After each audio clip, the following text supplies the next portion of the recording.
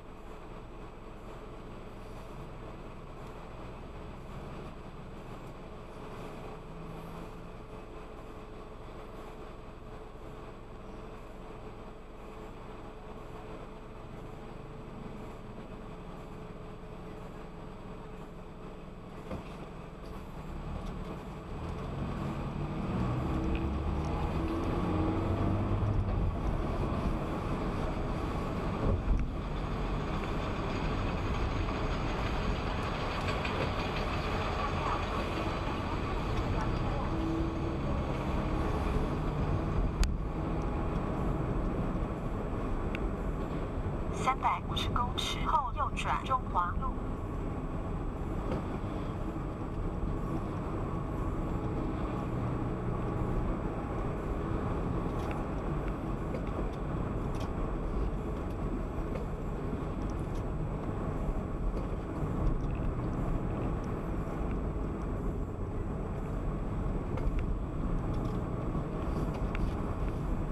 右转中华路。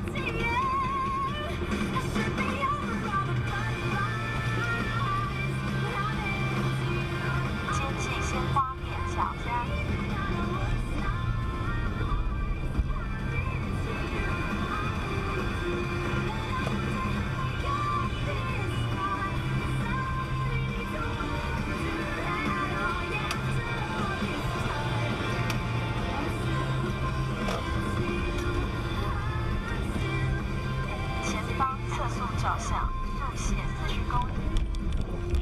F100 ICRT, rock music one after another, from the classic Satisfaction to the latest of Paramore. Still into you right here on the Jam. I'm Joseph Laird and I'll be hanging with you till 8 p.m. weeknights here on ICRT, and I thank you for tuning in regularly or whenever you got time. And whenever you have a song on your mind and you want to hear it on the air, on this show, you can try to write to me, jam@icrt.com.tw, or give us a call here if you got time. 8522-8282 is the number to dial. Now, we got a lot of things tonight on the show, including a musical guest coming in the 7 p.m. hour. His name is Liu Ziqian, or Jeremy Liu. He's the son of a very well-known singer and songwriter, producer, Liu Jiatang, who, reigned the Chinese market, or music market back in the 70s and 80s. Now his son has become a very established singer, and he's produced and released a few albums. And this is going to be his latest album that we're going to be playing in just a bit. Okay, that's coming up after 7 p.m. Also, in the 5 p.m. hour, we're going to be talking to American Eagle Institute to tell us more about their curriculum and courses that they have, especially for summertime. So if you're looking for a fine school to study English at, don't miss out on that interview too. Plus, in between, we got all sorts of news, entertainment reports, business watch, and now we have the scoop. Let's check in on the famous and the fabulous. Listen up for ICRT's The Scoop, up-to-the-minute entertainment news from FM 100. Hey, you guys remember Chris Allen? He's actually one of my favorite American Idols in the history of the show, really. I think my favorite is Daughtry, followed by Kelly Clarkson, then he would be number 3 on my list. And we haven't heard much about him, and perhaps it's because he's getting ready to become a dad, and he has officially become a dad as of Tuesday night. That's yesterday. Actually, this morning, our time. Congratulations are in order for Chris Allen and his wife, Katie O'Donnell, the winner of American Idol Season 8. For that season when we have Adam Lambert. Yep. Well, he is a father now at 28 years old. And he is thrilled to announce that his first child was just born. In fact, he immediately tweeted, "Happy day, my little stud was born today. Oliver is here, people." He tweeted that immediately on Tuesday night.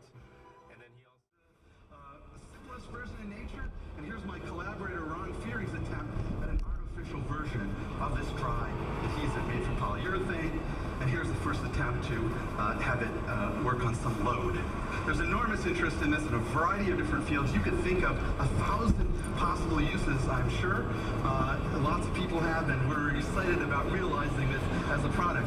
We have imagined products. For example, this one, we imagined a bio-inspired Band-Aid where we took the glue off the Band-Aid, we took some hairs from a molting gecko, put 3 rolls of them on here, and then made this Band-Aid. This is an undergraduate volunteer. We have 30,000 undergraduates, so we can choose among them. And it's actually just a red pen mark, but it makes an incredible Band-Aid. So it's aerated, it can be peeled off easily, it doesn't cause any irritation, it works underwater.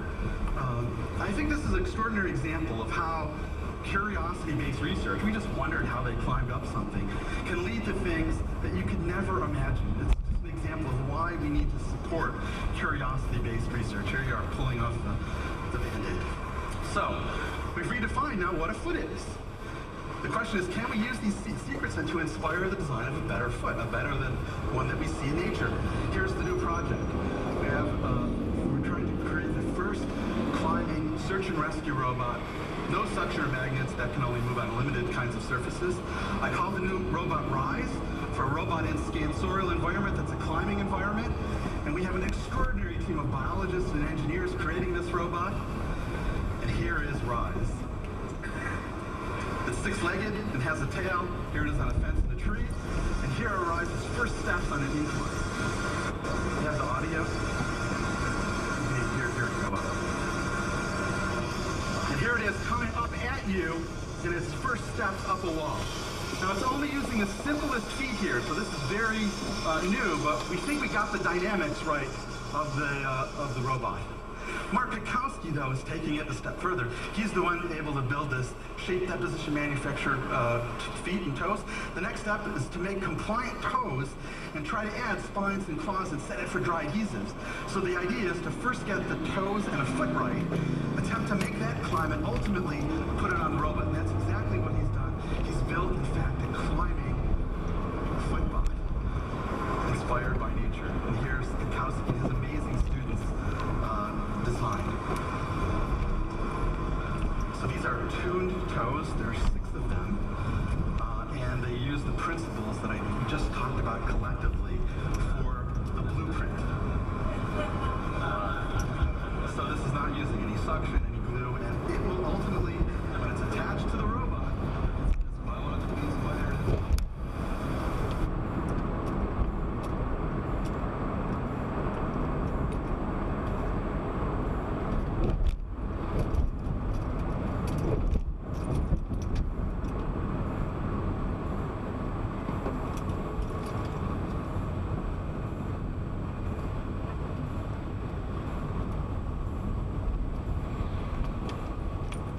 Surfaces. And so they were able to get this thing. This is now sped up 20 times. Can you imagine him trying to go up and rescue somebody at that upper floor? Okay, you can visualize this now. It's not impossible. It's a very challenging task, but more to come later. To finish, we've gotten design secrets from nature by looking at how feet are built. We've learned we should distribute control to smart parts. Don't put it all in the brain, but put some of the control in tuned feet, legs, and even body. The nature uses hybrid solutions, not a single solution to these problems, and they're